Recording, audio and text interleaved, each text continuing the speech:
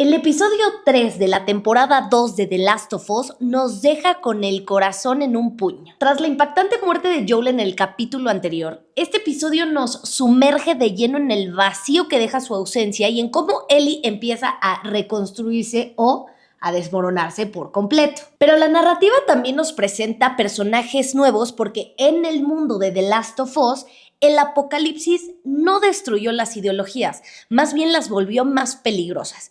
Y hoy te explicamos dos de las facciones más extremas de esta historia, los Wolves y los Serafitas. Fuerza militar contra la fe radical, orden contra la obediencia ciega. ¿De qué lado estás tú? Vamos por temas y antes de hablar de estas dos facciones, Serafitas y Wolves, quiero empezar diciéndoles los puntos claves de este episodio respecto al arco de Ellie, y es que el duelo se manifestará en el resto de los episodios con ira y una necesidad urgente de tener el control, de vengarse. Ellie está en búsqueda de venganza y quiere que la gente de Jackson la apoye, pero cuando la rechazan y le dicen, ¿sabes qué? No vamos a arriesgar la seguridad de toda una comunidad por venganza. Este suceso no hace más que alimentar su ira y su resentimiento. Y es aquí cuando nace la Ellie que veremos evolucionar en los próximos episodios. Menos niña, más guerrera, pero también más peligrosa para sí misma. Muchos podrían quejarse del ritmo del episodio y es que es muy similar al primero. Hay menos acción, evidentemente, y más después del emocionante final del episodio anterior. Pero chicos, descansen tantito, les va a dar un infarto si todos los episodios son tan intensos como el anterior, como el capítulo en donde murió Joel. Entonces, lo que quiero explicarles y dejar claro es que el episodio 3 es un puente emocional, es una introducción. No avanza mucho en términos de acción, pero es crucial en el arco de Ellie. Nos habla del trauma, del vacío, de la pérdida de una figura paterna y también nos deja algo más claro. El amor que salvó a Ellie en la primera temporada ahora podría ser lo que la destruye. Y obviamente surgen muchas preguntas que se irán respondiendo conforme avancen los episodios. Por ejemplo, ¿qué consecuencias traerá este camino de venganza en este personaje? ¿Cuánto de Joel queda en Ellie? Y lo más importante, ¿ella podrá volver de este abismo de resentimiento? Lo sabremos pronto, pero una cosa es clara. The Last of Us ya no trata de sobrevivir, trata de cargar con lo que se ha perdido.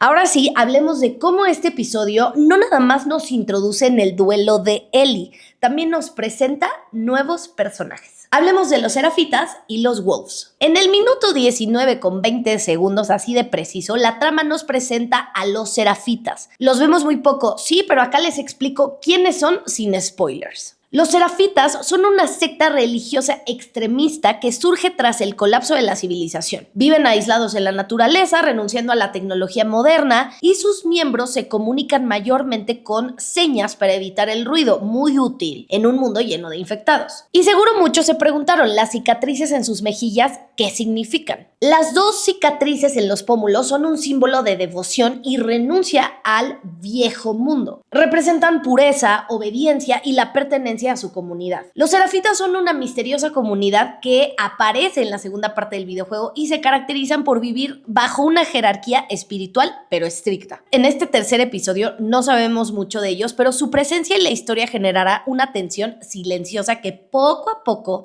se va volviendo imposible de ignorar. Por otro lado, también es importante poner en contexto el papel que juegan los Wolves, quienes son otra facción, una de las facciones principales, de hecho, de la parte 2 del videojuego, y ya se perfilan como parte central en la parte 2 de la serie. Los Wolves son un grupo paramilitar que se originó como una resistencia contra Fedra, la autoridad militar que gobernaba la zona de Seattle. Tras expulsar a Fedra, tomaron el control de la ciudad y establecieron un orden propio, más autoritario y territorial. Son altamente organizados, bien armados y jerárquicos. Usan perros rastreadores, patrullas, entrenamientos militares y tácticas de guerra. Podría decirse que no necesariamente son los malos, los villanos, pero son brutales a la hora de proteger su territorio. Lo cual es interesante desde un enfoque antropológico porque son un ejemplo de cómo después del colapso de una civilización se recrean estructuras de poder con nuevos íconos, reglas y hasta enemigos. Entonces, como les decía al principio de este video, este episodio es clave porque es introductorio. Nos presentan ambas facciones, los Serafitas y los Wolves,